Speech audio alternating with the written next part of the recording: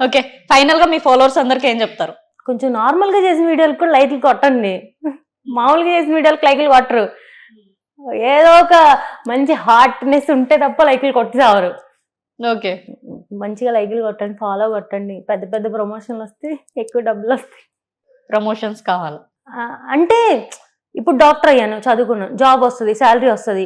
ఇప్పుడు ఇంత కష్టపడి రీల్స్ చేస్తాము, ఒక రోజు వచ్చి వాళ్ళు రీల్స్ చేస్తుంది ఏం ఉపయోగం అన్న రోజు మా అమ్మాయి రీల్స్ చేస్తుంది, దానికి తగిన రిజల్ట్ వస్తుందని మా ఇంట్లో వాళ్ళు చెప్పాలి. అంటే ఇప్పుడు ఒక పెద్ద బ్రాండ్కి ప్రమోషన్ చేసాము, సో మా అమ్మాయి అవన్నీ కష్టపడుతుంది, రోజు ఎవ్రీడే కష్టపడాలి, ఎవ్రీడే. ఇంకోటి ఏంటంటే మైండ్ గొడవలు అవుతాయి, మనకు కూడా మైండ్ బాగోదు. ఆ టైంలో కూడా మనం నవ్వుతూ యాక్షన్ చేస్తూ రీల్ చేయాలి, అది పోస్ట్ చేస్తాం. అందరూ రీల్ చేసుకున్నావుగా, నువ్వు బాగానే ఉన్నావులే, ఇదే వచ్చేసిద్ది. నాకు ఆ టైంలో నేనున్న డిప్రెషన్, ఆ బాధ ఎవరికి కనిపించదు. సో ఇంత కష్టపడి మనం ఆ ఫేక్ స్మైల్ పెట్టుకుని ఆ 30 seconds రీల్ చేస్తున్నందుకు ఏదో ఒకటి మనం ఇందులో అచీవ్ చేసి ఈ ప్రమోషన్స్ ఏమైనా పెద్దగా అయ్యి మనం ఒక రేంజ్లోకి వెళ్తేనే కదా.